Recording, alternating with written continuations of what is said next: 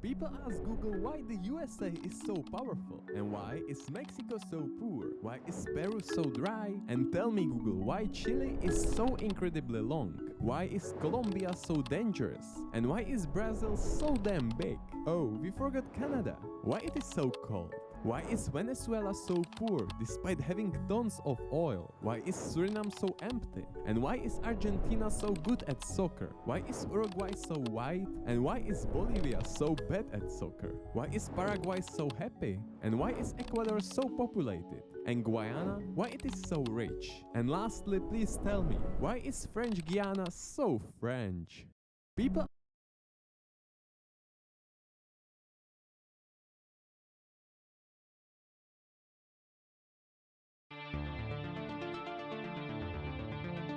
Hoje vamos explorar um tema fascinante e pouco conhecido: os países não reconhecidos pela comunidade internacional. O primeiro que vamos abordar é a Abcásia. A região está localizada no Cáucaso, no leste da Europa, que declarou sua independência da Geórgia em 1999. No entanto, sua soberania não é amplamente reconhecida pela comunidade internacional, sendo considerada como parte do território georgiano por muitos países. Após o colapso da União Soviética em 1991, a Geórgia passou por uma série de conflitos étnicos e políticos, incluindo a Guerra Civil.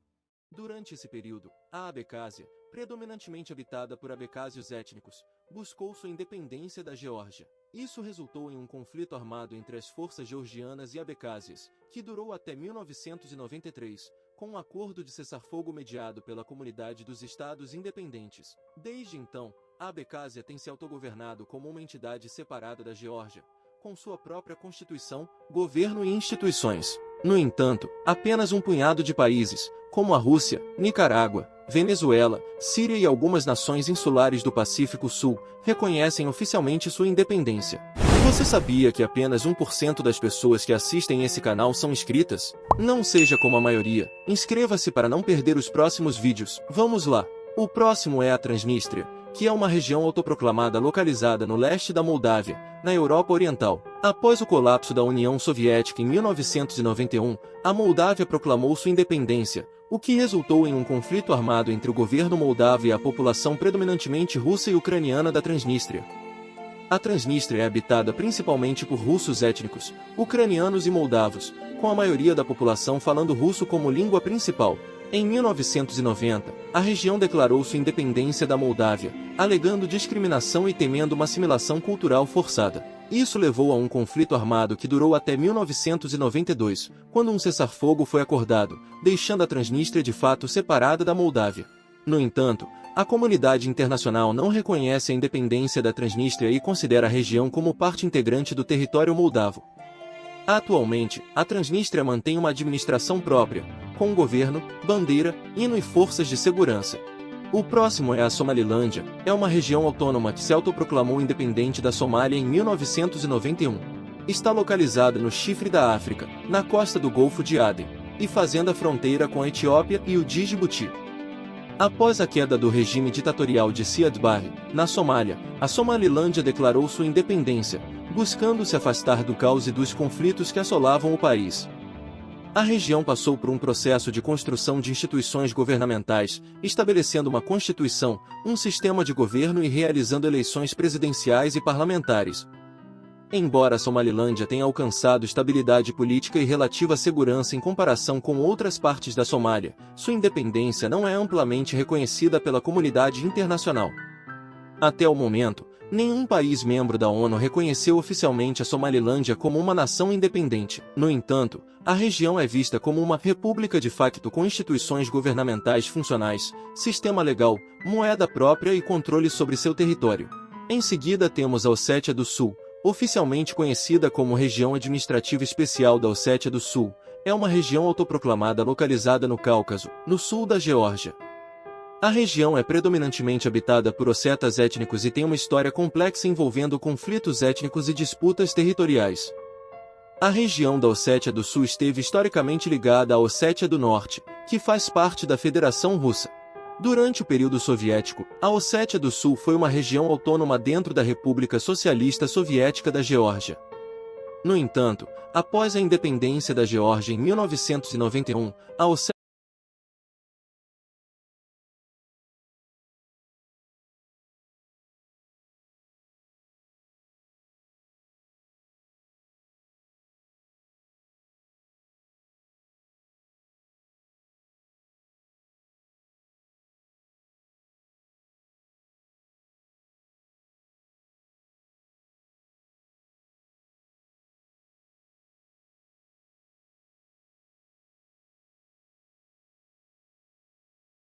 Fronteiras são linhas que definem onde um país acaba e outro começa. Algumas delas são apenas linhas imaginárias em uma rua, já outras podem ser definidas por rios, montanhas e até muros.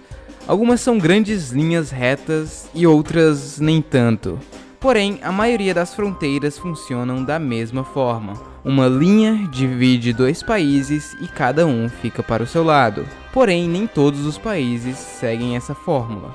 Então no vídeo de hoje veremos as fronteiras mais estranhas do mundo. O vídeo de hoje foi sugerido por ele e tem inspiração nos canais Wonder Why e Real Life Lore, que estarão na descrição do vídeo. Eu pensei muito bem antes de fazer esse vídeo, até porque eu sabia que algumas pessoas iriam falar que eu copiei alguém, enfim. Porém, como o assunto é interessante e eu não vi nenhum vídeo em português falando sobre, eu resolvi fazer assim mesmo. Então vamos lá.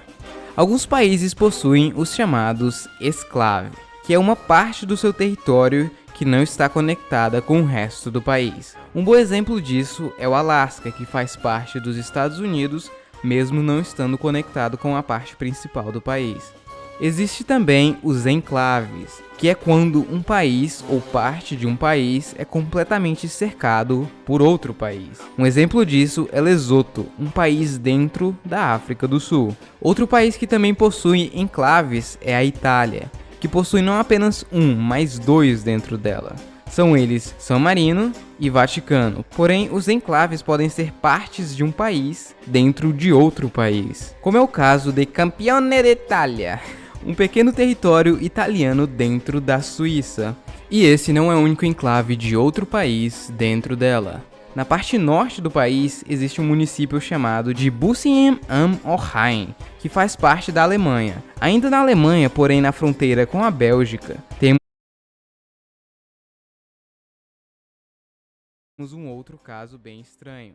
Temos essa região da Alemanha que é separada da parte principal do país por uma linha de trem que pertence à Bélgica. Porém, em nenhum desses casos se compara à fronteira entre a Bélgica e a Holanda. Olhando assim você pode falar, não tem nada de errado com essa fronteira. Porém, se dermos um zoom, podemos ver isso. Sim, um completo caos na fronteira. E aqui podemos ver um enclave dentro de outro enclave, como é o caso deste território que pertence à Holanda, porém ele é cercado por território belga, que por sua vez é cercado por território holandês. Todos esses enclaves fazem parte de Barle. A parte belga é chamada de Barle-Hertog, enquanto a holandesa é chamada de Barle-Nassau. E cada uma tem seus próprios líderes, cada um volta diferente dependendo de onde ele mora, cada um tem suas próprias estações de polícia, igreja, escolas, enfim. Porém, não são apenas linhas imaginárias, não. Todas as fronteiras são demarcadas nas ruas, para você saber exatamente onde você está. Algumas casas e estabelecimentos ficam entre os dois países. Aí você pergunta, e se a casa for dividida entre os dois países? Como fica? Bem, é bem simples. A porta da sua casa determina onde ela é localizada. Ou seja, se a maior parte da sua casa for na Holanda, porém a sua porta estiver na Bélgica, você recebe um endereço belga, e vice-versa. Porém, existe um caso em que a linha passa exatamente na porta. Neste caso, essa casa recebeu dois endereços, um belga e um holandês, e duas campainhas também, uma para cada país. Eu ainda não entendi por que duas campainhas, mas enfim. E não existe uma barreira linguística, até porque o norte da Bélgica fala holandês também, então... Outro país com fronteiras complexas é a Espanha. Olhando assim parece bem simples, essa é a parte principal do país e ela também tem essas ilhas aqui, porém as coisas podem ficar um pouco complicadas. Se olharmos no norte de Marrocos, essa pequena parte de terra aqui é chamada de Ilhote de Vélez de la Gomera. É um território da Espanha, na África. Olhando assim é até estranho, pois é apenas um pequeno território demarcado nesta pequena praia, que por sinal é a menor fronteira do mundo. Porém, esse não é o único exclave da Espanha em Marrocos. Além dele, existe a Melilla, que conta com uma população de 86 mil pessoas, e Ceuta, que conta com uma população de 84 mil. Se vocês notarem bem, a bandeira de Ceuta tem um escudo de Portugal. Então, muitos desses escravos pertenciam a Portugal. A história é o seguinte, há muito tempo atrás, os muçulmanos de Marrocos invadiram a Península Ibérica e ficaram lá por um bom tempo, até que eles foram expulsos na chamada Reconquista. Porém, como os portugueses e os hispânicos estavam no gás, eles acabaram conquistando boa parte de Marrocos no processo. Os portugueses ficaram com Celta, por isso eles ainda têm esse escudo na bandeira. Porém, eles acabaram cedendo o território para a Espanha depois da União Ibérica. E até hoje, essa área continua pertencendo à Espanha. Porém, até hoje, Marrocos continua querendo esses territórios. Além desses, existe um pequeno território chamado Gibraltar, que não pertence à Espanha, e sim ao Reino Unido. Isso aconteceu pois em 1713 os espanhóis cederam os territórios como parte do Tratado de Utrecht, que foi feito depois da Guerra de Secessão Espanhola. Porém, até hoje, os espanhóis ainda querem esse território de volta. Ainda na Espanha, porém na parte norte, as fronteiras também são um pouco incomuns. Se olharmos aqui, veremos que existe esse enclave espanhol dentro do território francês. Mas por quê? Então, no passado, houve uma guerra entre a França e a Espanha. No fim, houve um impasse militar e eles assinaram o Tratado de Pirineus, onde a Espanha cederia a parte norte de Cerdanha, que é uma região da Espanha. Porém, a cidade de Lívia era muito importante, pois no passado tinha sido a capital da Cerdanha. Então ficou assim, ela continuou sendo uma cidade espanhola, enquanto as outras viraram cidades francesas. Eu falo cidade, mas na verdade a maioria eram vilarejos. Além dessa cidade, o Tratado de Pirineus também criou uma situação estranha. Nessa parte da fronteira entre a Espanha e a França, a fronteira é definida por um rio. Porém, existe essa ilha no meio do rio. Eles não souberam muito bem como dividi-la, então eles resolveram reparti-la entre eles. Tipo, repartir no meio, vocês perguntam? Não exatamente. Eles resolveram que de 6 em 6 meses, a Ilha dos Fazões iria pertencer a cada país. Ou seja, durante 6 meses, essa ilha pertence à Espanha. Depois ela passa para a França, para mais 6 meses. E aí depois ela volta para a Espanha de novo. E assim vai. Ou seja, a fronteira entre França e Espanha tecnicamente mudam pelo menos 2 vezes todos os anos, desde 1659. Durante a troca de governo, inclusive, acontece uma cerimônia. Ninguém mora na ilha e a entrada é proibida. Uma das fronteiras mais complexas do mundo era da Índia. Atualmente eu tô com R$0, mano, mas essa aqui é a minha mina de minérios. O que eu posso fazer nela, cara, é vir aqui e coletar alguns minérios, que no caso são carvões. E eu posso trocar esses carvões com o Perigo nessa tabela de valores. Toma aqui, Perigo, 6 carvões. 6 carvões, toma aqui isso, 6 centavos. Nossa, mas não precisava ofender de liso também, né? Mas que droga, cara. Enquanto eu tô tendo que minerar carvão da terra aqui com a mão, o Cadu tá no bem bom. Então temos um competidor novo aqui no nosso jogo, né? Portugal é um pequeno país europeu localizado na Península Ibérica, tendo como seu único vizinho a Espanha. Apesar de seu tamanho, Portugal já foi um grande império no passado e conquistou várias partes do mundo, espalhando sua cultura e língua. Então hoje veremos a história de Portugal. Portugal declarou sua independência em 1139, contudo, sua história e a história de seu povo vem de muito antes. Ainda existe muito a se aprender sobre os primeiros habitantes dessa região. Há fósseis de humanoides parentes dos humanos modernos datados de até 1,2 milhões de anos atrás. Inclusive, acredita-se que foi aqui onde os últimos Neandertais viveram antes de sua extinção. O homem moderno, no entanto, pode ter chegado aqui entre 20 e 30 mil anos atrás. Provavelmente povos nômades à procura de um clima mais agradável. Começaram a chegar aqui na costa portuguesa e viram que não tinham mais para onde ir. Então eles ficaram por aqui mesmo. Muito tempo depois, os indo-europeus, um povo que se originou aqui, começou a migrar para várias partes do mundo, inclusive para a Península Ibérica. Aqui a divisão ficou assim. Esta parte era povoada por indo-europeus não celtas, sendo esta aqui os lusitanos. Nesta parte mais ao norte ficavam os galaicos, ao sul dos lusitanos ficavam os celtas e o extremo sul era povoado pelos turdetanos. Vale lembrar que não eram nações nem nada, eram apenas grupos de tribos que viviam ali. Enquanto isso, a chamada República Romana estava começando a querer se expandir na Península Itálica. Depois de muitos anos, este mesmo pessoal de Roma começaram a expandir seu império, e em um certo ponto eles já tinham conquistado parte da Península Ibérica. Os lusitanos lutaram bravamente contra os romanos, tendo como seu líder Viriato. Mas daí ele foi traído por 3 pessoas que tinham sido mandados para fazer um acordo de paz com os romanos. Com isso, toda esta região passou a fazer parte do grande Império Romano, que era chamado de Espanha. Os povos que ali viviam começaram a ser influenciados pelos romanos, as leis, costumes, línguas e bem mais tarde a religião católica. Master a specific language of your choice. Customize your experience with preferred accents. Look up the word you want to drill.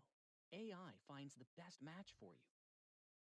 Porém, isso é mais para o fim do Império. Eles deixaram de ser tribos e também começaram a falar a língua dos romanos, ou seja, o latim. Existia basicamente 2 tipos de latim, o falado pelas pessoas de alta classe e o latim vulgar, que era falado pelo resto da população. Como não existia um modelo único de aprendizado e a maioria das pessoas não tinham acesso à escola, o latim vulgar começou a se modificar e ficar diferente dependendo da região. E hoje ele se dividiu em várias línguas, como português, espanhol, italiano, romeno, francês e outras línguas menores. Por isso, essas línguas são tão similares. Muito tempo se passou sob o domínio romano e o império já estava fraco. Neste ponto, ele se dividiu em 2. Como Roma estava muito frágil, aconteceu a chamada Grande Migração Bárbara Germânica para a região, onde esses povos invadiram o Grande Império. Os 2 principais grupos germânicos que migraram para a Espanha foram...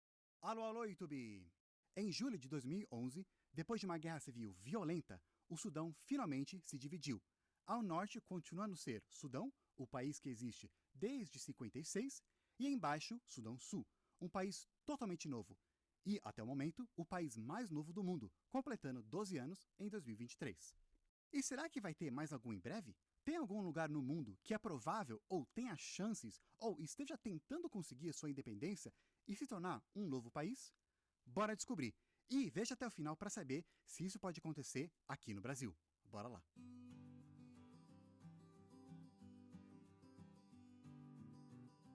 Uma coisa importante, nenhum desses exemplos aqui eu estou falando que apoio, ou se é certo, ou se é errado.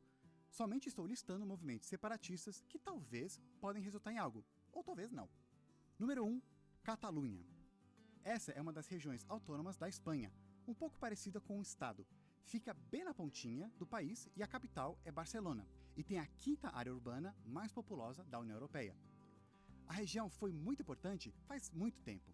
Mas a história mais moderna começa quando os franceses tomaram as terras aqui dos mouros, formando o Condado de Barcelona, que com o tempo cresceu e foi ganhando mais autonomia, até se unirem com o Reino de Aragão, um dos grandes reinos da Península Ibérica, que mais tarde se uniu com a Coroa de Castela, formando a Espanha que conhecemos hoje.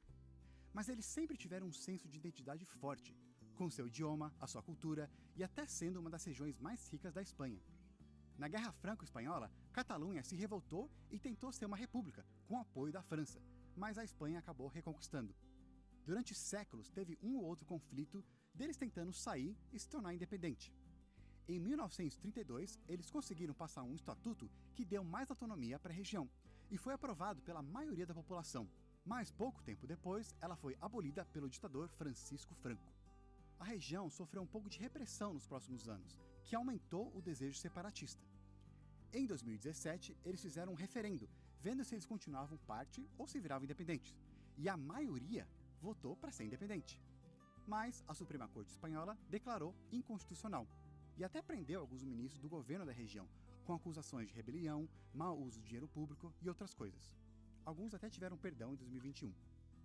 Faz sentido a Espanha não querer independência da Catalunha. Além de, como eu falei, eles serem uma das regiões mais ricas do país, isso pode acabar fazendo um efeito dominó, dando força para outros movimentos. Tem várias regiões na Espanha, como Galiza, Andalúcia, Basque e Navarra, que podem aproveitar e pegar o bonde andando. Número 2, Kurdistão. Quando pensamos no Oriente Médio, a gente pensa nos árabes, persas e talvez até turcos. Mas muitas vezes, nós, e também o mundo inteiro, esquecemos dos curdos. Eles são um povo que habita esse pedaço de terra aqui, que hoje faz parte da Turquia, Síria, Iraque e Irã. Pois é, não é um bom lugar de estar se você quiser mais autonomia. Por décadas, os curdos vêm lutando para poder ter seu próprio país. Uma vez, um grupo até conseguiu fundar um reino do Kurdistão, mas durou somente 2 anos e não foi reconhecido por ninguém. Alguns mais moderados querem pelo menos ter mais autonomia no país em que vivem, especialmente já que muitos são perseguidos ou são mega esquecidos, ou os dois. Recentemente teve algum progresso. No Iraque, os curdos ganharam reconhecimento como região autônoma. Eles aproveitaram disso para, em 2019, fazer um referendo onde 92% da população escolheu independência, mas o Iraque, como vocês devem imaginar, rejeitou esse referendo. Na Síria, com a crise que teve no governo e a guerra civil, muitos curdos aproveitaram para lutar por independência. E, em 2012, eles conseguiram autonomia de fato na região. Essa região foi a primeira a conseguir vitória contra o Estado Islâmico, se aliando contra as forças. Uma delas inclui um exército formado somente por mulheres, a maioria sendo curdas. Eu falo autonomia de fato porque essa autonomia não é reconhecida pelo governo da Síria, mas eles também não podem fazer nada contra isso. Eles não conseguem chegar lá e acabar com essa autonomia deles. Eles mal conseguem mandar em si mesmos. Também nenhum governo do mundo reconhece essa autonomia, a não ser, adivinhe, o parlamento da Catalunha. Número 3, Donbass. Se tem um lugar que muitos pensavam que podia se tornar independente nos próximos anos, é essa região aqui de Donbass, na Ucrânia. Bem, pelo menos antes da Rússia anexar.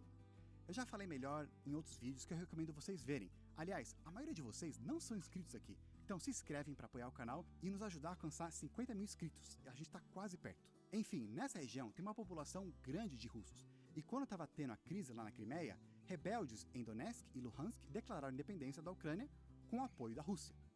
Muitos argumentam que vários russos foram perseguidos por ucranianos no país, e isso acabou aumentando o sentimento separatista, enquanto outras pessoas também falam que é um movimento fortemente patrocinado pela Rússia, para poder controlar a região, já que eles estavam perdendo o controle da Ucrânia.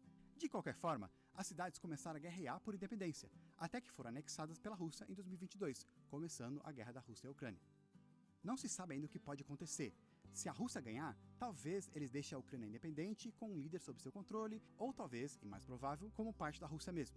Ou talvez até anexar a Ucrânia inteira. Ou, se a Ucrânia ganhar, será que eles vão conseguir conter os rebeldes nessas regiões? Pegá-las de volta até talvez a Crimeia? Ou eles vão fazer algum acordo para a Rússia para acabar com a guerra e deixar eles independentes ou como parte da Rússia mesmo? Número 4, Somalilândia. Somália é uma das regiões aqui no chifre da África que até hoje tem muitos problemas.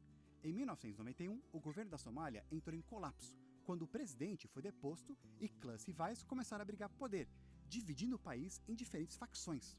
Isso, na verdade, é só uma fase do conflito que já estava acontecendo por anos. Mas, em 91, essa área aqui declarou a independência, se tornando Somalilândia. Eles formaram seu governo, instituições, têm seu próprio dinheiro, exército e conseguiram se estabilizar mais como um país. Eles estão até fazendo negócios internacionais com alguns outros países. Eles são o governo de fato na região, ou seja, eles que mandam lá, e a Somália não consegue falar nada. Mas ainda assim, eles não são um país, tecnicamente. É um debate até hoje, mas a comunidade internacional concordou, mais ou menos, que para um país ser um país, ele tem que ser pelo menos reconhecido por outros países.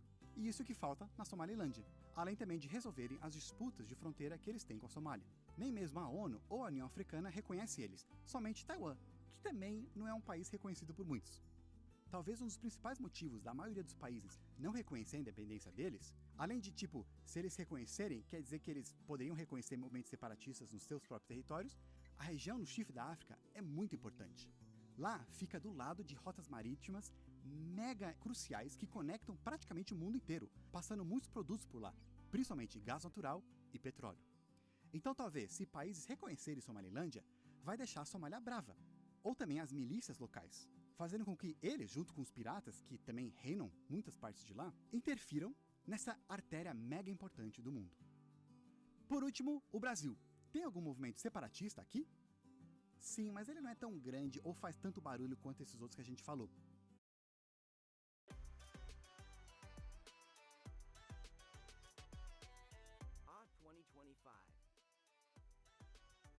Tem algum movimento separatista aqui? Sim, mas ele não é tão grande ou faz tanto barulho quanto esses outros que a gente falou. O Sul tem um estereótipo de ser conhecido como uma região que quer se separar, principalmente o Rio Grande do Sul. Afinal, eles já ficaram independentes uma vez, mais ou menos. E tem um movimento chamado O Sul é Meu País, que defende a união dos 3 estados do Sul, Rio Grande do Sul, Santa Catarina e Paraná, formando um país. Muitos devem pensar que esse movimento surgiu por causa das eleições recentes e a polarização no país, ou até as outras eleições do passado. Mas na verdade, esse movimento tem uns 30 anos, antes mesmo do PT entrar no poder, e o Brasil estava bem diferente do que ele está hoje. O movimento fala que a região sul tem diferenças culturais, econômicas significativas que justificam uma separação. Mas isso seria legalmente impossível e inconstitucional, já que a Constituição do Brasil, logo no começo, diz que o Brasil é formado pela união indissolúvel de estados e municípios e o Distrito Federal.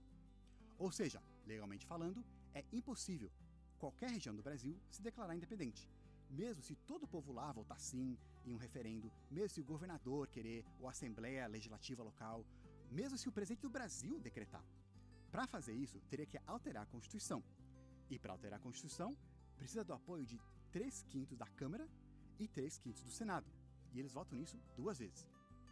Também tem uma parte dos membros desse movimento que não defendem uma separação assim brusca, mas pelo menos que a região possa ter mais autonomia e depender menos do governo federal. Também tem outros movimentos pequenos, separatistas no Brasil, que talvez em outros vídeos possa falar. Coloque nos comentários se vocês conhecem algum também. E por enquanto é isso aí, gente. Alguns exemplos de regiões ou grupo de pessoas que estão tentando se tornar seu próprio país. E talvez no futuro vão se tornar. Deixe nos comentários o que você acha, se eles vão conseguir ou não, ou algum outro que eu não mencionei nesse vídeo e posso falar no próximo. Mas por enquanto eu vou ficar por aqui. Até a próxima. Em 1893, um cara lá dos Estados Unidos estava navegando indo para a Índia, quando se deparou com uma ilha. Aí, de acordo com a pesquisa que ele fez lá, ele viu que ninguém clamava aquela ilha. Então ele teve a brilhante ideia de clamar para ele mesmo e criar o seu próprio país, o Principado de Trinidade, com ele como ditador militar príncipe do país. Obviamente, ninguém deu muita bola para esse cara, e esse quase país não deu muito certo. O interessante é que esse país ele foi declarado em território brasileiro. Pois é, essa ilha faz parte do Brasil. E esse é um exemplo de um país, ou quase país, que foi criado em território brasileiro. Mas tem bem mais. Então aqui vai 5 países, ou quase países, que provavelmente você não conhece, e surgiram aqui no Brasil, e não deram muito certo. Vamos ver se você conhece todos. E fica até o final, porque o último é um dos meus favoritos.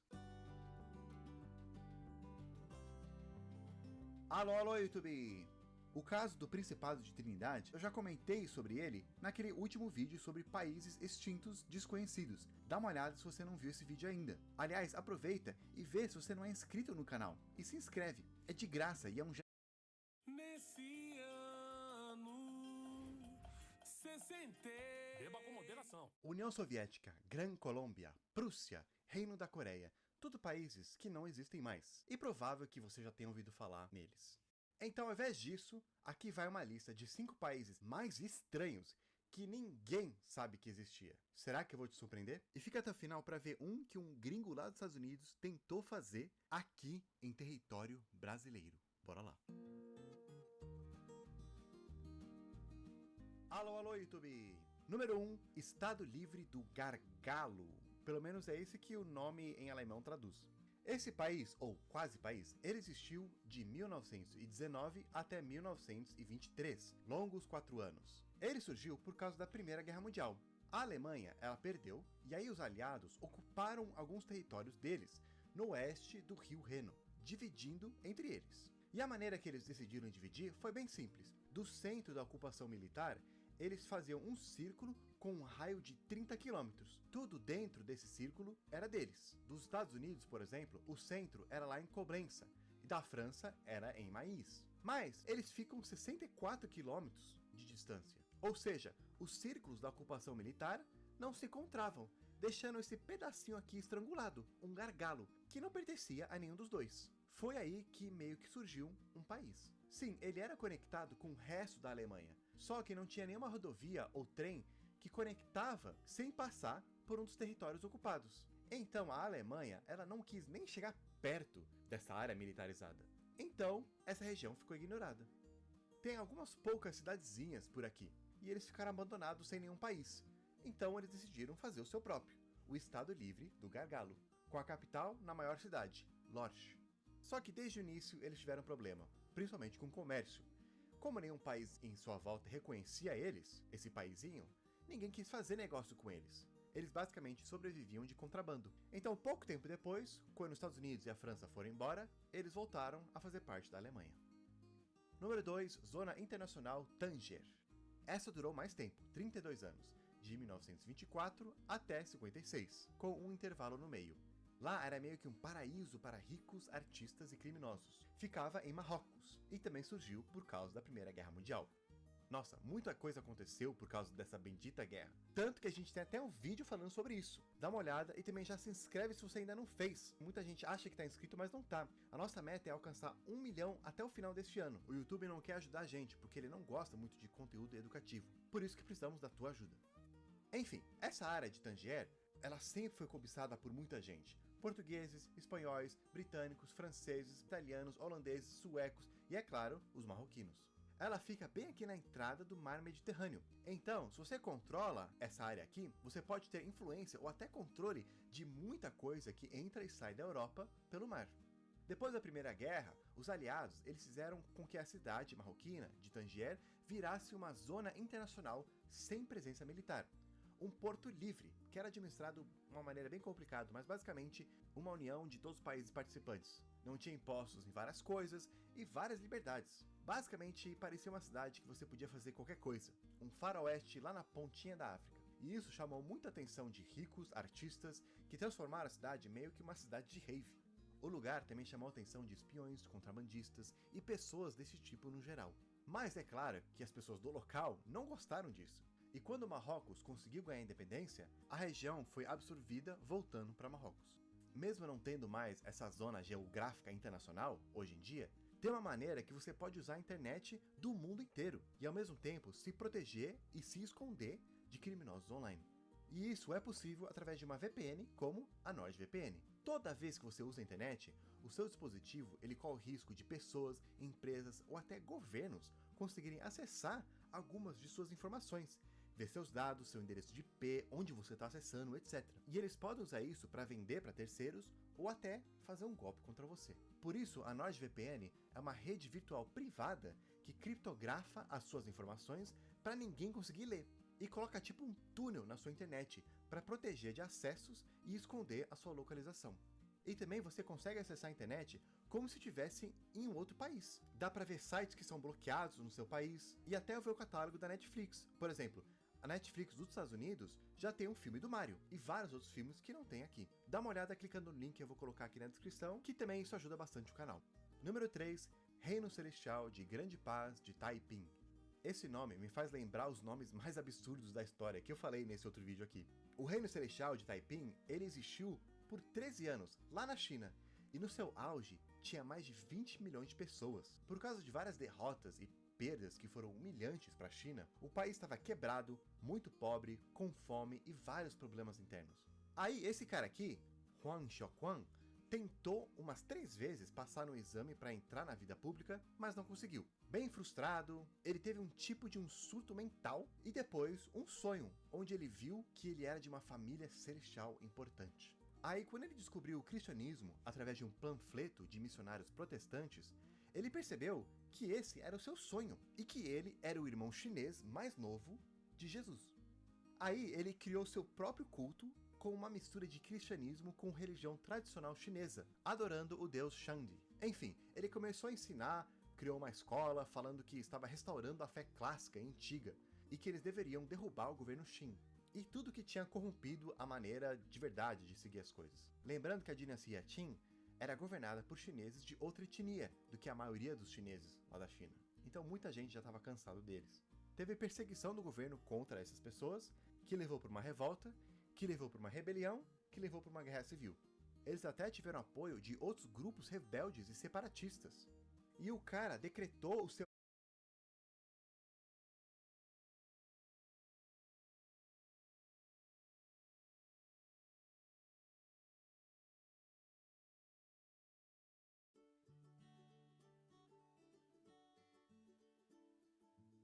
Alô, alô, YouTube! Hoje é um grande dia aqui no canal porque eu finalmente estou lançando o... Fechar? A Chevrolet preparou condições perfeitas para você. Tracker Turbo automático. Alô, alô, YouTube! Algumas semanas atrás falamos sobre alguns mitos históricos que muita gente pensa ser verdade. Vocês gostaram tanto daquele vídeo e eu prometi fazer uma segunda parte se a gente alcançasse 6.000 likes. E a gente conseguiu isso nos primeiros dias. Você já se perguntou qual o país mais velho do mundo? Dos mais de 190 países que existem hoje, menos de 30% existia no formato atual 100 anos atrás. A maioria dos países que já surgiram na história foram extintos e outros entraram em seu lugar. Mas alguns conseguiram sobreviver por todo esse tempo. Quais são os países mais velhos de cada continente do Velho Mundo? Bora descobrir. Alô, alô, YouTube! Como vocês devem imaginar, essa é uma pergunta um pouco difícil de responder. Por quê? O que é um país? As definições que a gente tem hoje não eram as mesmas de antigamente. E também nem tem um consenso hoje em dia. Para algumas pessoas, esses são países, para outras não. Então pessoas vão discordar de qual que é o país mais antigo e colocar datas diferentes para quando eles surgiram. Por exemplo, quando que o Brasil surgiu? Algumas pessoas podem falar que foi quando o Brasil se tornou oficialmente uma colônia de Portugal, lá em 1500. Outros vão argumentar que só conta quando o Brasil foi elevado do status de colônia. Mas outras pessoas falam que não, que somente surgiu quando ficou independente, lá em 1822. Porém, você pode ainda ser mais chato no seu critério e falar que o Brasil mesmo só existiu quando virou república, já que o tipo de governo antes era bem diferente. E se você quiser ser ainda mais exigente, você pode falar que o Brasil, como a gente conhece hoje, só surgiu em 1988, com a nova Constituição que vale até hoje. O negócio não tem resposta certa. Depende do seu critério, depende das pessoas. Nesse vídeo a gente vai focar em 4 regiões do Velho Mundo: África, Europa, Oriente Médio e Ásia Oriental. E para me ajudar a ver se um país de hoje é o mesmo que antigamente, eu fiz 4 indicadores que eu acho importante. Ou seja, se o país hoje em dia ainda tem esses 4 indicadores fortes, então vou considerar como o mesmo país. O que são esses indicadores? Idioma, religião, território e identidade cultural. Beleza, vamos primeiro para a Europa. E aqui eu já sei que eu vou tomar briga. Qual que é o país mais velho de lá? Muitos vão falar San Marino, porque eles surgiram quando eles ficaram independentes, lá dos romanos, em 301 d.C. Outros vão argumentar que a Armênia, mesmo estando lá na pontinha, alguns não falando que eles são muito Europa, outros sim, e dependendo da fonte que você pegar, você vai encontrar uma data diferente de quando eles foram fundados. Nesse vídeo eu escolhi a Grécia. A Grécia é considerada por muitos como a primeira civilização da Europa. A história deles começou já lá com a civilização micênica, que existiu mais de 3.700 anos atrás. Foi lá que começaram a surgir as cidades na região e a religião com as figuras que a gente conhece bem. Infelizmente, um pouco tempo depois, houve o colapso da Era do Bronze, que acabou com essa civilização, inclusive com a escrita que eles tinham na época. Mas alguns sobreviveram, e depois dessa época ruim, eles começaram a crescer de novo. E aí que a influência grega cresceu e se espalhou, surgindo a Era de Ouro da Grécia. As primeiras Olimpíadas aconteceram em 776 a.C. e eram abertas para qualquer cidadão grego, de qualquer cidade. Depois teve uma época que esse cara aqui, o rei de Macedônia, que para muitos historiadores eram gregos também, ele conseguiu conquistar e unir toda a Grécia, menos a Esparta. E depois seu filho continuou expandindo muito, o Alexandre o Grande. Uma hora chegaram os romanos, que conquistaram toda a Grécia. Mas a cultura grega continuou forte e super influente, tanto que os romanos pegaram emprestado vários elementos: filosofia, arquitetura, religião, até o alfabeto. Grego se tornou o segundo idioma mais falado do Império, e com o tempo a sua influência começou a crescer, principalmente depois quando o imperador Constantino mudou a capital do Império para Constantinopla, que era uma cidade grega, lá na região da Grécia. Então o Império foi cada vez se tornando mais grego, ainda mais quando o lado ocidental morreu. Sim, eles continuaram se chamando até o final de romanos, mas durante grande parte do período bizantino, a cultura e o idioma era grego. Os otomanos acabaram com esse império, mas eles continuaram com sua identidade forte, até que eles conseguiram sua independência, que dura até hoje. Ah, plano piloto, mas antigamente não existia um país chamado Grécia. Eram várias cidades-estados. Sim, não era um país unido, como hoje em dia. Mas lembra, compartilhavam muitas dessas 4 coisas que eu separei. Primeiro, o idioma. O alfabeto grego foi feito por volta do século 8 a.C. e ainda é usado até hoje, claro que uma versão mais moderna. Ou seja, tem 4.000 anos de registros em grego. Número 2, religião. Hoje os gregos não adoram mais Zeus e os outros deuses, mas mesmo assim eles são cristãos por volta de 1.700 anos, e a sua versão de cristianismo foi por séculos uma das mais dominantes. O próprio Velho Testamento foi escrito em grego, e muitos dos seus eventos aconteceram em cidades gregas. Número 3, território.